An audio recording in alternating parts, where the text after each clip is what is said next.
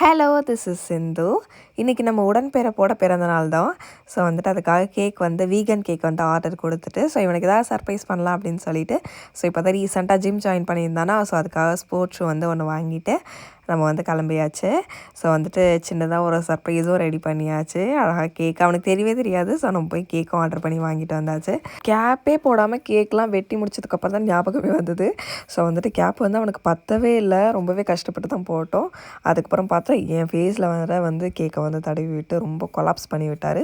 So வந்துட்டு அதுக்கான ரிவெஞ்ச்லாம் மாற்றி மாற்றி எடுத்துகிட்டு ஒரே ஃபன்னாக போயிட்டு இருந்தது.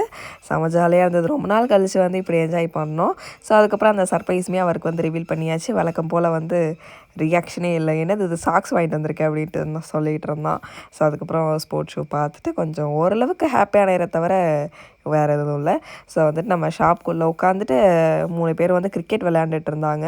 ஸோ அதை பண்ணாதீங்க இதை பண்ணாதீங்கன்னு சொல்லி என்னால் தாங்க முடியல. ஸோ வந்துட்டு சம்பவம் பண்ணிக்கிட்டு இருந்தாங்க.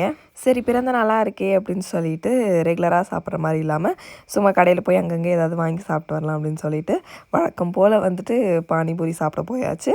3 பேருமே வந்து காளான் ஆர்டர் பண்ணியிருந்தாங்க. நான் வந்துட்டு எனக்கு பானி தான் ஃபேவரெட்டு. ஸோ வந்து நான் 2 பிளேட் பானி சாப்பிட்டேன்.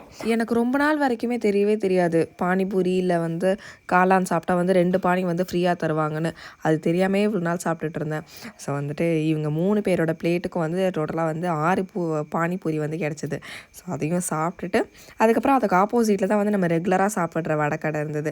ஸோ அது ஓப்பனில் தான் இருந்ததா, போனால் பஜ்ஜி தான் இருந்தது. ஸோ அதையும் சாப்பிட்டுட்டு இவங்களாம் ஆப்போசிட்டில் நின்று சாப்பிட்டுட்டு இருந்தாங்க. மார்னிங் ஃபுல்லாக கிளாஸ் இருந்தது. ஆஃப்டர்நூன் தான் கொஞ்சம் ஃப்ரீ ஆகி அப்படியே வந்துட்டு தம்பியோட பர்த்டே வந்து செலிப்ரேட் பண்ணி சூப்பராக ஃபினிஷ் பண்ணியாச்சு.